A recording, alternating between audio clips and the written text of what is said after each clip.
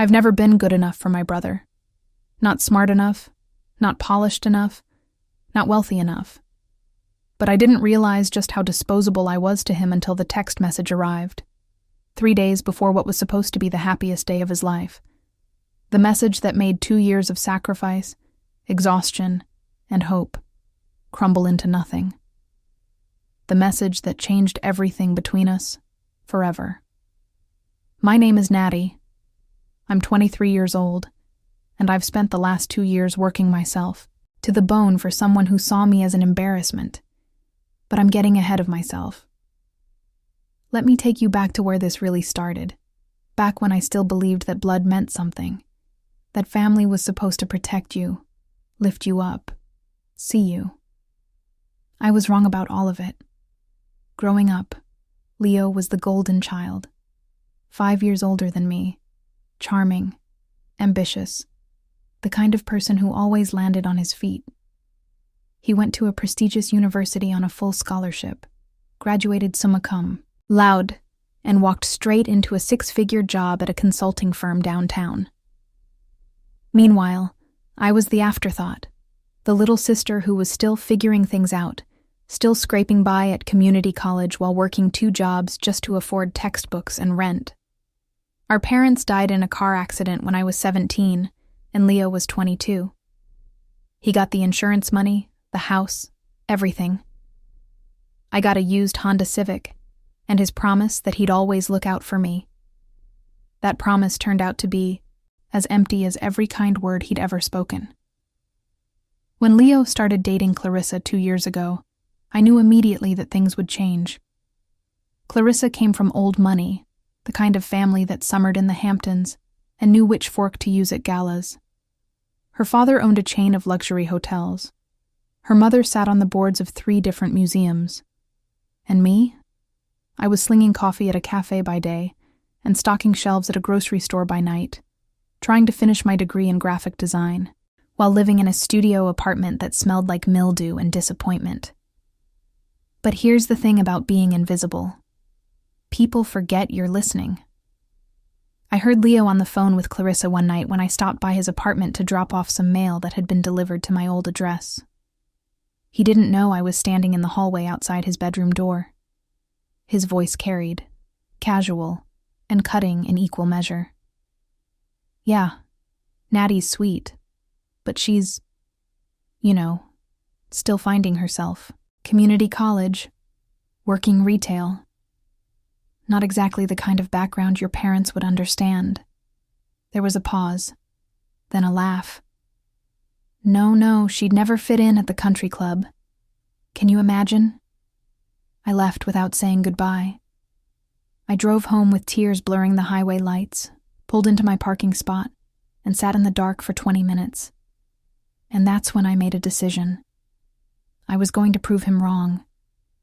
Not by changing who I was, not by pretending to be someone else, but by showing him that I could give him something so extraordinary, so generous, that he'd have to see me. Really see me. I was going to give him and Clarissa the honeymoon of their dreams, the Maldives. Clarissa had been talking about it for months, showing me Instagram photos of overwater bungalows and crystal-clear lagoons whenever I visited. It's just a fantasy, she'd sighed. Leo says we should be practical, save the money for a down payment on a house. But I saw the longing in her eyes, and I thought naively, stupidly, that if I could make this happen for them, it would mean something. That it would prove I wasn't just the poor little sister, the embarrassment, the one who didn't belong. So I started saving. I picked up extra shifts at both jobs. I stopped buying new clothes, stopped going out with friends, stopped doing anything that cost money. I ate ramen and rice for months. I canceled my Netflix subscription. I sold my laptop and used the computers at the college library instead. Every single dollar I earned went into a savings account I'd opened specifically for this purpose. I researched flights, compared resort packages, read hundreds of reviews. I wanted it to be perfect. 5-star resort, ocean villa, private dinners on the beach, couples spa treatments, the works. It was going to cost me nearly $12,000. $12,000 I didn't have and couldn't afford. But I saved anyway because I believed it would matter. I didn't tell anyone what I was doing. Not my roommate, not my best friend Carmen, nobody. I wanted it to be a complete surprise. I pictured the moment I'd hand them the envelope at the wedding reception. Imagined Leo's face when he realized what I'd done for him. Imagined Clarissa throwing her arms around me and calling me the best sister-in-law in the world. I imagined, for once in my life, being enough. The engagement party was my first real glimpse into the world Leo was marrying into. It was held at Clarissa's parents' estate, a sprawling property with manicured gardens and a fountain in the driveway that probably cost more than my annual income. I wore the nicest dress I owned, a simple navy blue sheath I'd bought on clearance 3 years ago. It was clean, pressed, appropriate. But the moment I walked through the door, I felt the eyes on me. The quick up and down assessments, the barely concealed judgment. Clarissa's mother, Patricia, greeted me with a smile that didn't reach her eyes. Natty. How lovely. Leo's mentioned you're still in school. The emphasis on still made it sound like a personal failing. I smiled, nodded, made small talk about my degree program, but I could feel myself shrinking, becoming smaller and quieter with every passing minute. Leo barely acknowledged me all night. He was too busy networking, laughing with Clarissa's father about stock portfolios and golf handicaps.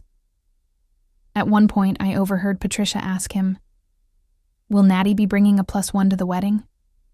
Leo's response was casual, dismissive. She's not really dating anyone, too focused on work and school. Patricia made a sympathetic humming sound, as if my singleness was another mark against me, another sign that I didn't quite measure up. I left early, claiming I had an early shift the next morning. Nobody tried to stop me. In the weeks that followed, I threw myself even harder into work. The exhaustion was relentless. There were days I worked 16 hours straight, from my morning cafe shift to closing the grocery store near midnight. My body ached constantly. I developed a persistent cough that I ignored because I couldn't afford to take time off. My grades started slipping because I was too tired to focus in class. But every time I checked my savings account and saw the number climbing, I told myself it was worth it. I was building toward something meaningful. I was creating a moment that would change everything between Leo and me.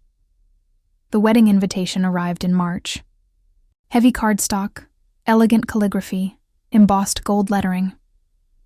Mr. and Mrs. Harrison Caldwell request the honor of your presence at the marriage of their daughter, Clarissa Ann, to Mr. Leo James Morrison. Black tie optional. I ran my fingers over the raised letters and felt a flutter of excitement. This was real. It was happening. And I was going to give them something they'd never forget. I booked the honeymoon package in April. 7 nights at the Sonevajani Resort, one of the most exclusive properties in the Maldives. Private water villa with a retractable roof over the bedroom so they could sleep under the stars. Personal butler service. Seaplane transfer from the airport. Sunset cruise. I put it all on a credit card I'd opened specifically for this purpose, knowing I'd pay it off with the savings I'd accumulated. The travel agent, a kind woman named Diane, kept asking if I was sure. "This is incredibly generous," she said. "Your brother is very lucky." I smiled. He deserves it. They both do. But then, 3 days before the wedding, my phone lit up with a text message from Leo. Not a call. Not even the courtesy of a conversation. Just words on a screen that detonated like a bomb in my hands. I was at the cafe, wiping down tables during a rare, slow afternoon moment. My coworker, Jessie, was restocking pastries in the display case. The espresso machine hissed in the background. Everything was normal, mundane, forgettable, until it wasn't. I glanced at my phone and saw Leo's name. My heart did a little skip. the way it always did when he reached out. That pathetic hope that maybe this time he'd ask how I was doing. Maybe this time he'd actually care. The message read, "Hey Nat, so there's been a situation with the seating arrangements. Clarissa's family is pretty particular about the guest list, and we're really tight on space. Since you're just a student and don't really know anyone there anyway, we thought it might be better if you sat this one out. It's going to be a really formal thing. Lots of Clarissa's parents, business associates, and society people. You'd probably feel out of place anyway. Hope you understand. We'll celebrate together another time." I read it once, then twice, then a third time, certain I must have misunderstood. But the words didn't change. Just a student, out of place. Sit this one out. My hands started shaking so badly I nearly dropped my phone. Jessie noticed immediately. "Nat, you okay?" I couldn't answer. I couldn't form words. I just stood there, staring at the screen, feeling something inside me crack wide open. I excused myself and went to the bathroom, locked myself in the single stall and read the message again. And again. And again. Each time, the casual cruelty of it hit harder. He didn't even have the decency to call me. Didn't even pretend there was a real reason beyond the fact that I wasn't good enough, polished enough, wealthy enough to be seen at his wedding. I was an embarrassment. Liability. Someone to be hidden away because my existence might remind his new family that he came from somewhere less pristine, less perfect. I thought about the 2 years I'd spent working myself to exhaustion, the meals I'd skipped, the social life I'd sacrificed, the sleep I'd lost, the $12,000 I'd saved, dollar by agonizing dollar, for people who couldn't even be bothered to let me witness their wedding. And something inside me shifted. The hurt was still there, sharp and deep, but underneath it, a cold fury began to take shape, a clarity I'd never felt before. I pulled up my contacts and found Diane, the travel agent. My finger hovered over her number for a long moment. This was it. The point of no return. If I made this call, there would be no going back, no pretending everything was fine, no more bending myself into shapes that might earn Leo's approval. I took a deep breath and pressed call. "Natty! Perfect timing," Diane answered cheerfully. "I was just about to email you the final itinerary. Everything is confirmed for the resort.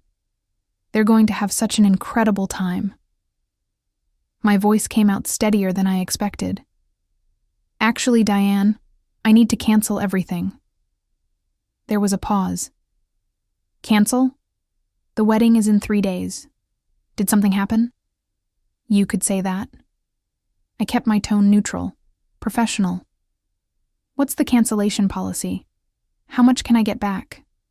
I could hear her typing. "Well, let's see. The resort has a 72-hour cancellation window with a 10% fee.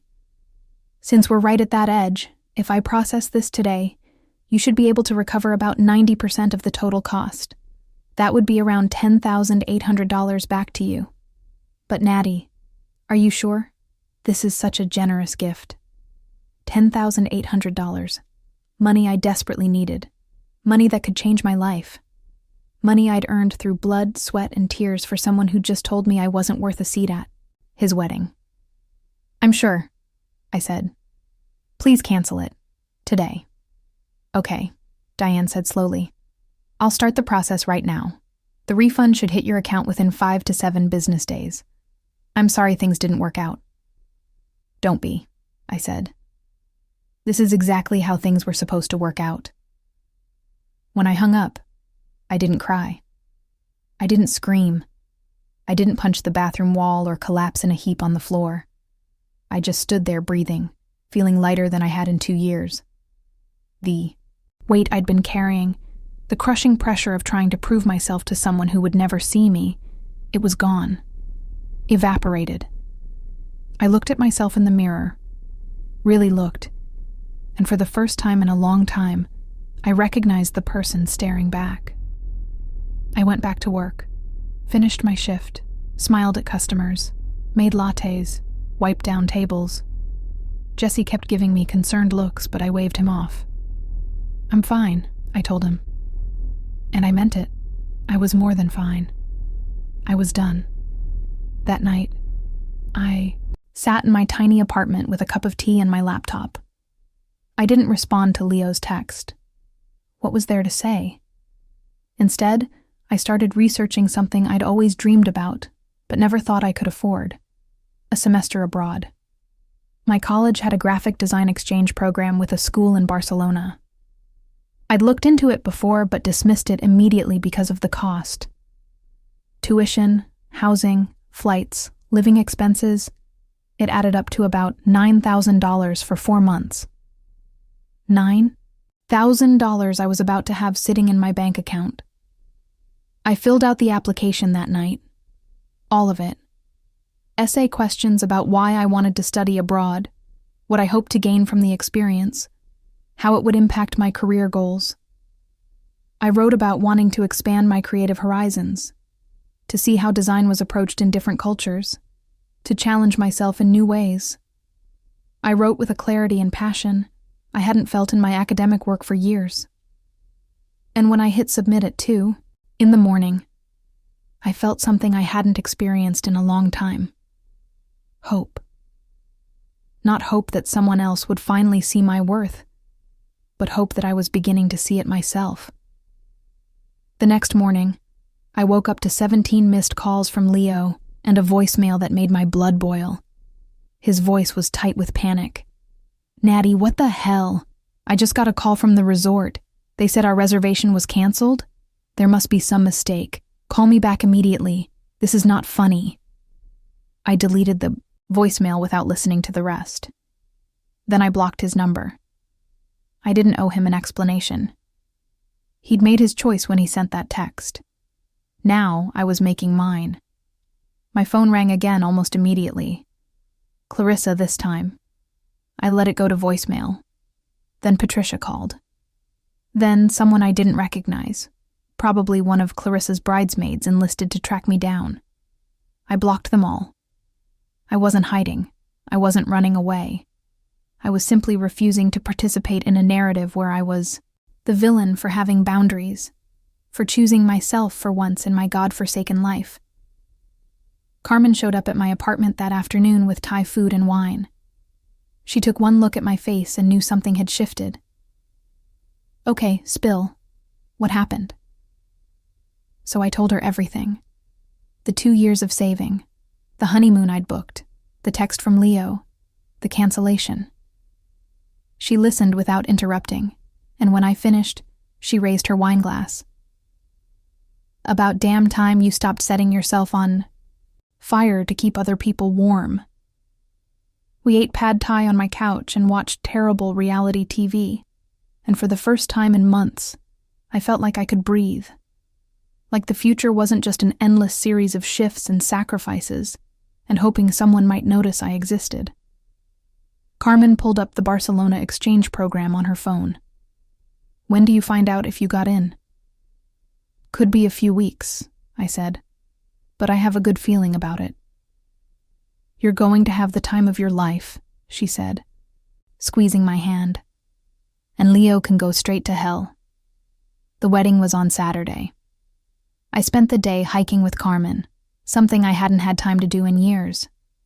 We drove up to the gorge, walked along the trails, sat by a waterfall, and talked about everything except my brother. It was the most peaceful day I'd had in recent memory. My phone was off, tucked away in my backpack. I didn't want to know what was happening at that reception, didn't want to see photos of happy guests and elaborate floral arrangements and a bride and groom who'd decided I wasn't worth including in their joy. But when I got home that evening and turned my phone back on, the dam broke. 63 missed calls, 47 text messages, voicemails that I knew, even without listening, would be filled with anger, accusations, demands. I scrolled through the texts with a strange sense of detachment, as if I were reading about someone else's life. Leo, 4:47 p.m., Where the hell is the resort confirmation? They're saying there's no reservation under my name. Leo, 5:23 p.m. Natty, I know you're seeing these. This isn't a joke. We're supposed to fly out tomorrow. Leo, 6:15 p.m. The travel agent said you canceled it. What the fuck is wrong with you? Leo, 7:02 p.m. You're ruining my wedding day because of what? Because you're jealous? Grow up. And then, at 8:34 p.m., the one that almost made me laugh. Mom and Dad would be so disappointed in you right now. I stared at that last message for a long time. Mom and Dad. The parents who'd loved us both, who'd worked hard to give us good lives, who'd died too young and left us with nothing but each other. And Leo had the audacity to invoke their memory while treating me like garbage, while erasing me from his life because I didn't fit the image he wanted to project. I typed out a response. Short, simple, and final. Just a poor student here. Wouldn't want to embarrass you by being generous. Enjoy your honeymoon wherever you end up booking it. Don't contact me again.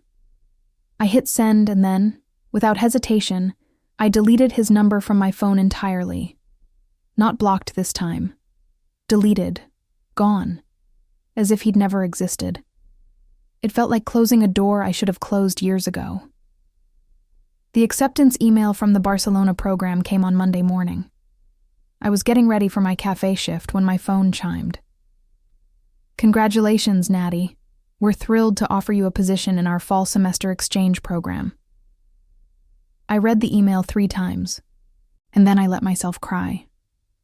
Not sad tears, not angry tears, but something else entirely. Relief, joy, the overwhelming sensation that maybe, just maybe, I was going to be okay. Better than okay. I was going to thrive. I put in my notice at both jobs that week. My managers were sorry to see me go, but happy for me. You deserve this adventure, my cafe manager said, hugging me goodbye on my last shift. Go see the world.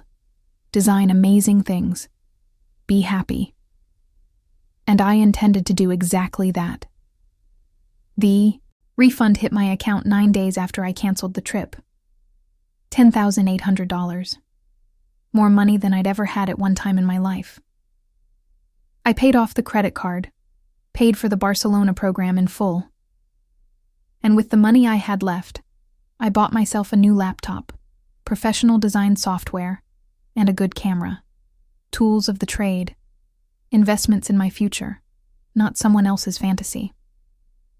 Leo tried to reach me through mutual family friends, cousins, my Aunt Linda, even our old neighbor, Mrs. Chen. They all had the same message. Leo wanted to talk, wanted to explain, wanted me to understand. I politely declined every attempt. There was nothing to explain. He'd shown me exactly who he was, and I'd finally listened. 3 weeks before I left for Barcelona, Leo showed up at my apartment. I was packing boxes, sorting through years of accumulated belongings, deciding what to keep and what to donate. Carmen was helping me, making sarcastic commentary about my fashion choices from freshman year. We were laughing, really laughing, when the knock came. Sharp, insistent, angry. I looked through the peephole, and there he was. My brother. The person I'd once idolized, sacrificed for, loved unconditionally. Now he just looked like a stranger in an expensive suit. Don't open it, Carmen said immediately. You don't owe him anything. But curiosity got the better of me. Or maybe it was something else. Some small part of me that still hoped he'd come to apologize, to acknowledge what he'd done. I unlocked the door but kept the chain on. What do you want, Leo? He looked terrible. Dark circles under his eyes, jaw tight, a vein pulsing in his temple. We need to talk. Let me in. It wasn't a request. It was a demand, the way he'd always spoken to me, as if his needs automatically superseded mine. No, I said simply. Say what you need to say from there. His face reddened. Are you serious right now? After what you did, you're going to play the victim? What I did? I felt Carmen move closer behind me, a silent show of support. You mean after you uninvited me from your wedding because I wasn't fancy enough for your new family? That's not what happened, he snapped. We had limited space. It was a difficult decision. Limited space, I repeated. But somehow there was room for Clarissa's father's golf buddies and Patricia's book club friends. Just not for your sister, the one who spent 2 years saving to give you a $12,000 honeymoon. He flinched. Good. I didn't know about that, he said, his voice dropping. If you'd told me, maybe things would have been different. No, they wouldn't have. And I meant it. You would have taken the gift and still excluded me. Because the problem was never about space. It was about me. About who I am, what I do, where I come from. I'm an embarrassment to you, Leo. You said it yourself on the phone to Clarissa 2 years ago. Remember? When you didn't know I was listening? His face went pale. He remembered. Of course he remembered. Natty, that was taken out of context. You were just being honest, I interrupted. Maybe for the first time in years. And honestly, I'm grateful, because I finally stopped lying to myself about who you really are. I'm your brother, he said, and there was something desperate in his voice now. We're family. We're supposed to stick together. Mom and Dad would have wanted... Don't. My voice came out sharp as glass. Don't you dare use them to manipulate me. Mom and Dad taught us to value people, to be kind, to lift each other up. You threw me away the second I stopped being useful to your image. That's not family. That's just biology. Carmen put a hand on my shoulder. Leo's eyes flicked to her, then back to me. The honeymoon thing was petty and vindictive. You sabotaged us out of spite. I laughed, and it felt good. No, Leo. I protected myself. I stopped giving to someone who only takes. There's a difference, even if you're too self-absorbed to see it. We had to book a last-minute trip to Mexico, he said bitterly. Not even a nice resort, some mid-tier place in Cancun because that's all we could afford on short notice. Clarissa cried for 2 days. Her parents were humiliated. All because you wanted to teach me some kind of lesson. All because I wanted to stop being treated like I don't matter, I corrected. But I'm glad to hear my money would have been wasted on people who don't appreciate it anyway. I'm using it for something better now. I'm going to Barcelona. His eyebrows shot up. Barcelona? For what? To study, to live, to actually invest in myself for once instead of pouring everything I have into people who don't see me. I straightened my shoulders. I got accepted into an exchange program, 4 months of design courses, internships, actually building a future. The future I could have been building all along if I hadn't been so busy trying to earn your approval. For a moment, something flickered across his face. Regret, maybe. Or just wounded pride at losing control of the narrative. Natty, I never meant to hurt you. Can't we just move past this? Moving past it would require you to actually acknowledge what you did wrong, I said. And I don't think you're capable of that. You want me to forgive you so you can stop feeling guilty. But you don't actually think you did anything wrong. You just think I overreacted. You did overreact, he muttered. It was one day, one event, and you blew up our entire relationship over it. There it was. The confirmation I needed. No, Leo. You blew up our relationship when you decided I wasn't worth a seat at your wedding. I just stopped pretending it didn't hurt. We're done here. Don't contact me again. Don't show up at my door. I have nothing left to say to you. I closed the door before he could respond, locked it, put the chain back on, and waited for the crash of emotions I was sure would come. But it didn't. I just felt tired and relieved and ready to move forward, Carmen hugged me hard. "I'm so proud of you," she whispered. "That took guts." "It took 2 years too long," I said. "But better late than never." I left for Barcelona on a Tuesday morning in late August. Carmen drove me to the airport, helped me check my luggage, and hugged me so tight I could barely breathe. "Go be amazing," she said. "Send me pictures, eat all the tapas, design incredible things, and remember, you don't owe anyone anything except yourself." The flight was long, but I didn't mind. I watched movies, read a book I'd been meaning to get to for months, and stared out the window at the clouds. When we descended into Barcelona, and I saw the Mediterranean sparkling below, something in my chest loosened. A knot I'd been carrying for so long I'd forgotten it was there. The exchange program housing was a shared apartment in the Gracia neighborhood with 3 other students: Marco from Italy, Yuki from Japan, and Sofia from Brazil. They were warm, welcoming, and completely uninterested in my family drama or my financial status. We bonded over terrible coffee, late-night conversations about art and design, and attempts to cook meals from our respective countries that usually ended in laughter and takeout. Classes started the following Monday. The program was intensive, challenging in ways I hadn't expected. We studied Gaudi's architectural designs, analyzed modernist posters from the Spanish Civil War, learned typography from a professor who'd worked for major European fashion houses. I was surrounded by people who were passionate, driven, and saw design not just as a career, but as a way of understanding the world. For the first time in my academic life, I wasn't the girl working 2 jobs and barely keeping up. I was just Natty, a designer, a student, someone with ideas worth hearing. I threw myself into the work. I explored Barcelona on weekends, sketchbook in hand, documenting the city's colors and textures and patterns. I photographed tile work in Park Güell, street art in El Raval, the play of light through stained glass in the Gothic Quarter. My portfolio grew richer, more confident, more authentically mine. And slowly, without even realizing it was happening, I started to heal.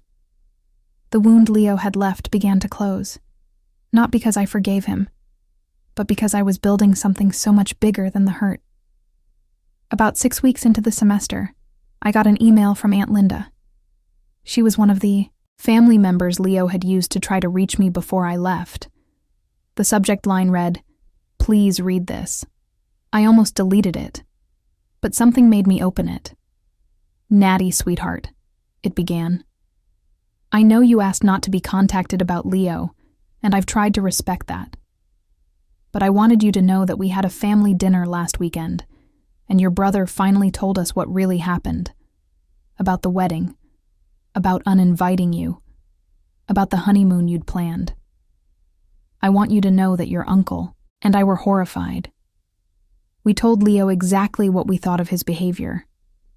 Several family members did. He's been trying to justify it. But even Clarissa looked uncomfortable when he tried to explain. I don't know if it helps to know this, but you have people in this family who see you, who value you, and who are appalled by how you were treated.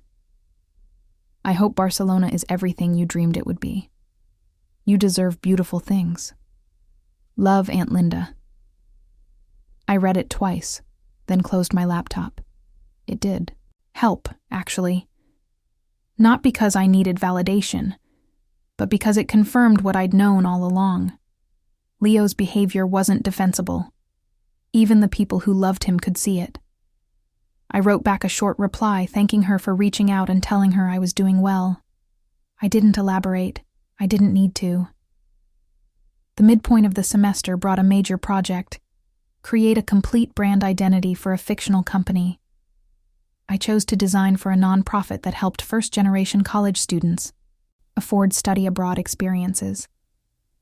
The irony wasn't lost on me.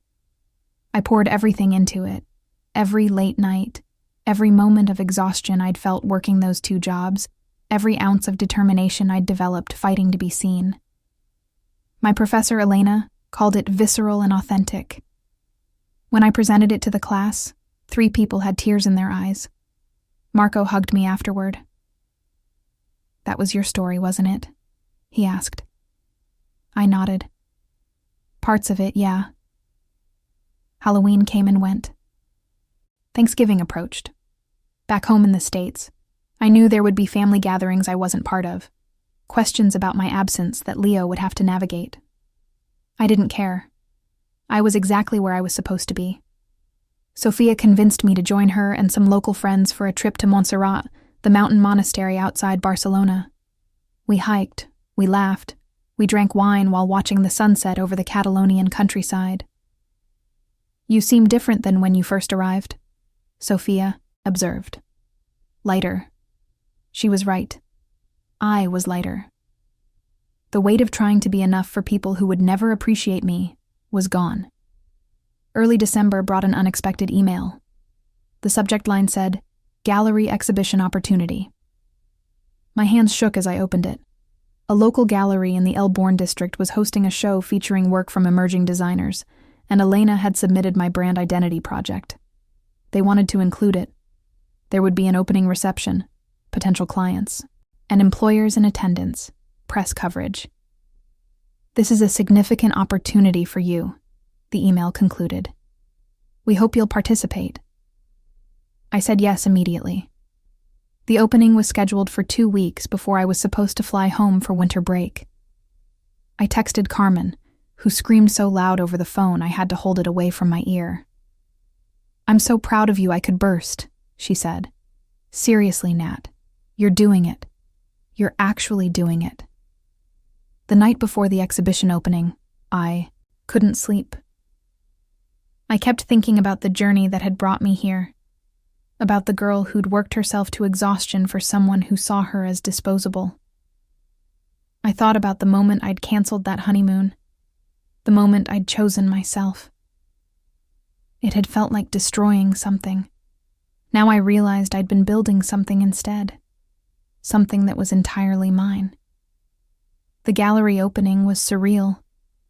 My work hung on crisp white walls, illuminated by track lighting, surrounded by the designs of artists I admired. People actually stopped to look at it, to read the description, to ask me questions about my process and inspiration. A woman from a branding agency gave me her card. A professor from another design school asked if I'd considered their graduate program. Elena stood in the corner, beaming with pride. "You've grown so much this semester," she told me. "Not just as a designer, but as an artist, as a person. It shows in the work." Marco bought me a glass of cava from the Tho Gallery's bar.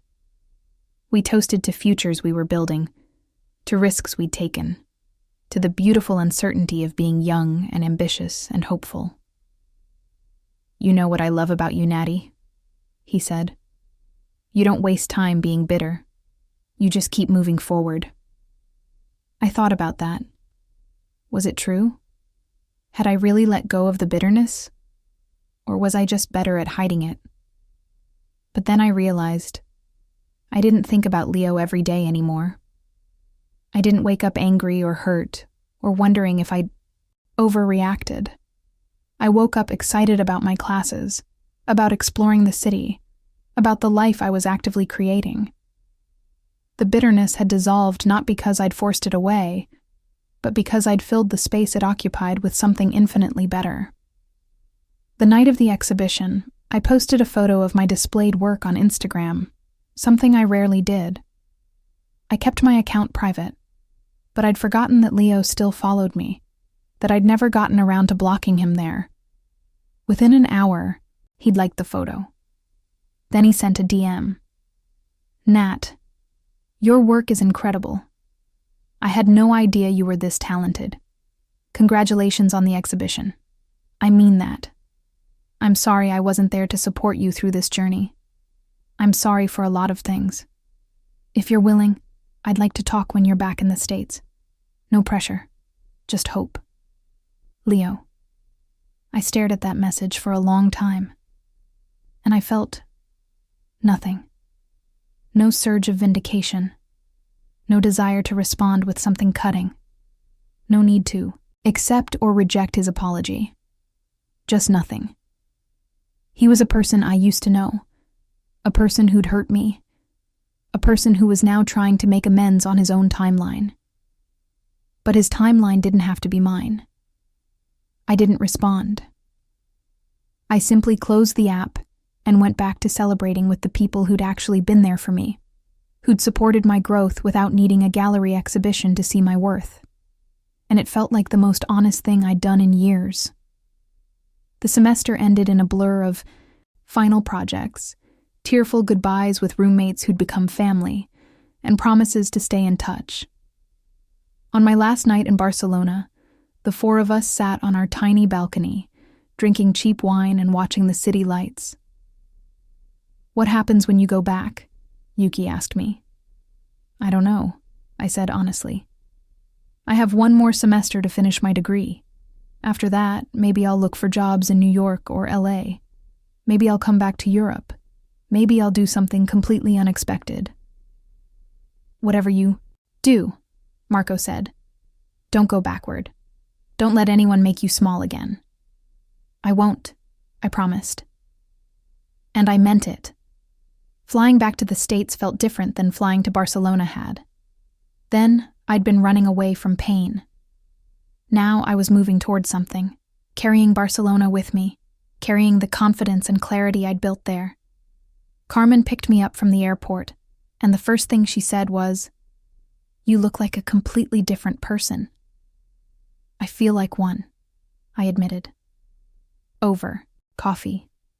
I told her everything. The classes, the exhibition, the people I'd met, the work I'd created. And finally, I told her about Leo's message. She made a face. "What did you say back?" "Nothing," I said. "There's nothing to say. He wants forgiveness so he can feel better about himself. But I don't owe him that. Maybe someday I'll be ready to have a conversation with him, but that day isn't today. And honestly, it might never come. And I'm okay with that." Carmen raised her coffee cup. "To choosing yourself, to boundaries, to becoming the person you were always supposed to be." We clinked cups, and I felt something settle in my chest. A sense of completion. Not because the story with Leo was over, it might never truly be over, but because I'd finally learned the most important lesson. My worth wasn't determined by who valued me. It was determined by how I valued myself. 2 weeks later, I got an offer for a summer internship at the branding agency whose representative had attended my exhibition. It was in San Francisco, paid well, and came with the possibility of a full-time position after graduation. I accepted immediately. Another step forward. Another investment in the life I was building. I ran into Patricia, Clarissa's mother, at a coffee shop in late January. She recognized me immediately, though I pretended not to see her. But she approached anyway, immaculately dressed, her expression carefully neutral. "Natty," she said, "I heard you were in Barcelona. How lovely." "It was," I said simply. She hesitated, and for a moment, I saw something crack in her polished exterior. "I understand there was some confusion about the wedding seating arrangements. I want you to know that wasn't... That is, we never intended for anyone to feel excluded." I could have let her off the hook. Could have smiled and said it was fine, no hard feelings, water under the bridge. But I didn't. "Patricia, with all due respect, Leo texted me 3 days before your daughter's wedding to tell me I shouldn't attend because I was just a student who would feel out of place. There was no confusion. There was a choice. And you know what? I'm grateful for it. Because it taught me to stop giving to people who don't appreciate it." Her face flushed. I wasn't aware of the specifics." "Now you are," I said. "Have a nice day." I walked out of that coffee shop feeling 10 feet tall. Not because I'd been cruel, I hadn't been, but because I'd been honest. Because I'd refused. to make someone else comfortable at the expense of my own truth. Graduation came in May. I walked across that stage in my cap and gown, degree in hand, and thought about the girl who'd worked 2 jobs while barely keeping up with classes. The girl who'd believed her value was measured by how much she could sacrifice for others. She was gone. In her place was someone stronger, clearer, more certain of her own worth. Carmen screamed when they called my name. Aunt Linda and Uncle George were there, too, having driven 5 hours to attend. After the ceremony, Aunt Linda hugged me hard. "Your parents would be so proud," she said. "I'm proud." "Thank you for coming," I said. "It means everything." "Leo wanted to be here," she said carefully. "But he wasn't sure if you'd want that." "I wouldn't have," I said, not unkindly. "Maybe someday, but not yet." She nodded, understanding. "You get to set the terms, sweetheart. Always remember that." The summer internship in San Francisco was everything I'd hoped for. I worked on real client projects, collaborated with experienced designers, built my portfolio and my professional network. And when they offered me a full-time position in August, contingent on my moving to California permanently, I accepted without hesitation. Carmen helped me pack up my life again, this time for a cross-country move. We were folding clothes when my phone rang. Unknown number. I almost didn't answer, but something made me pick up. "Natty?" It was Clarissa. I said, "Nothing. Just waited." "I know you probably don't want to hear from me," she continued, "and I completely understand why. But I needed to call because I'm leaving Leo." That got my attention. "What?" "I'm filing for divorce," she said, her voice thick with emotion. "I've been in therapy, working through a lot of things, and I've realized that the person I married isn't who I thought he was. The way he treated you, the way he talks about you even now, it's been eating at me. And it's not just you. He's dismissive, controlling, more concerned with image than substance. I can't do it anymore." I didn't know what to say. "I'm sorry you're going through that." "Don't be," she said. "I'm sorry I didn't see it sooner. I'm sorry I went along with excluding you from the wedding. I should have stood up to my parents, to Leo. I should have insisted you be there. You spent 2 years saving for our honeymoon, and I didn't even know until after you canceled it. That's inexcusable." "Clarissa, you don't have to." "Yes, I do," she interrupted. "Because someone needs to say it. You deserved better. You deserve better. And I hope wherever you are, whoever you're with, they see how incredible you are." My throat tightened. "Thank you," I managed. "That means a lot." "Take care of yourself, Natty," she said. "Really." When I hung up, Carmen was staring at me. "Was that Leo's wife?" "Ex-wife, apparently," I said, and told her about the conversation. "Karma is real," Carmen said, with satisfaction. "The universe is finally balancing the scales." Maybe it was. Or maybe people just eventually reveal their true selves, and the ones with integrity choose to walk away. Either way, I didn't take pleasure in Leo's marriage falling apart. I just felt a distant sadness for all of it, for the family we could have been if he'd chosen differently. I've been in San Francisco for 6 months now.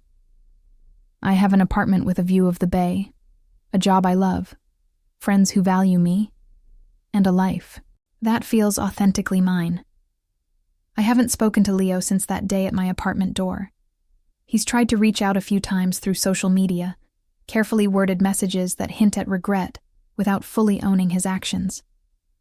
I don't respond, not out of cruelty, but out of self-preservation. I've worked too hard to build this peace to invite chaos back in. Sometimes people ask if I'll ever reconcile with my brother. Maybe, I tell them.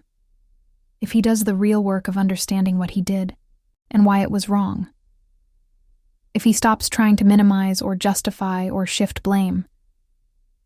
If he can sit with the discomfort of knowing he hurt someone who loved him and not make it about his own pain. But I'm not holding my breath. And more importantly, I'm not waiting around for it to happen.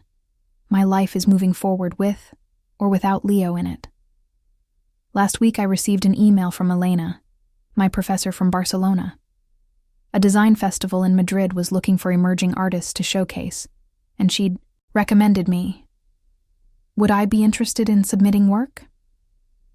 I stared at that email and felt tears prick my eyes. Not sad tears, grateful ones. Because here was proof that choosing myself had been the right decision, that investing in my own dreams instead of someone else's wedding had opened doors I never imagined possible. I wrote back immediately, yes, absolutely yes. And as I hit send, I thought about that girl who'd stood in a cafe bathroom 2 years ago, reading a text message that shattered her world. If I could talk to her now, I'd tell her this. The devastation you're feeling right now is actually a gift. It's the universe forcing you to see what you've been refusing to acknowledge, that you deserve more than scraps of affection, more than conditional love, more than being someone's afterthought. You're about to discover that the only approval you need is your own. And once you truly believe that, everything changes. I'd tell her that canceling that honeymoon wasn't petty or vindictive. It was self-respect. It was drawing a line and saying, I matter, my dignity matters, and I refuse to pay for the privilege of being treated like I don't. I'd tell her that the money she'll use for Barcelona won't just fund a semester abroad. It'll fund her transformation, her awakening, her becoming. And I'd tell her this. 2 years from now, you'll be sitting in an apartment overlooking the San Francisco Bay, working a job you love, preparing to showcase your art in Madrid, and living a life so rich and full and authentically yours that the pain of this moment will feel like something that happened to someone else. You'll look back and realize that being excluded from that wedding wasn't the end of your relationship with your brother. It was the beginning of your relationship with yourself. And that relationship, the one you're about to build with your own worth, with your own dreams, with your own limitless potential, that's the one that's going to change everything.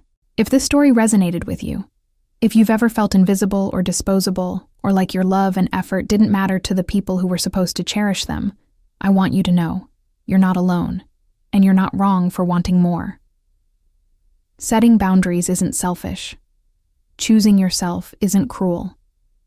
Sometimes the strongest thing you can do is walk away from people who refuse to see your value and build a life where you never have to question it again. Share this story if it spoke to you. Comment below about your own journey towards self-worth. And remember, you don't need anyone's permission to prioritize your own happiness. You never did.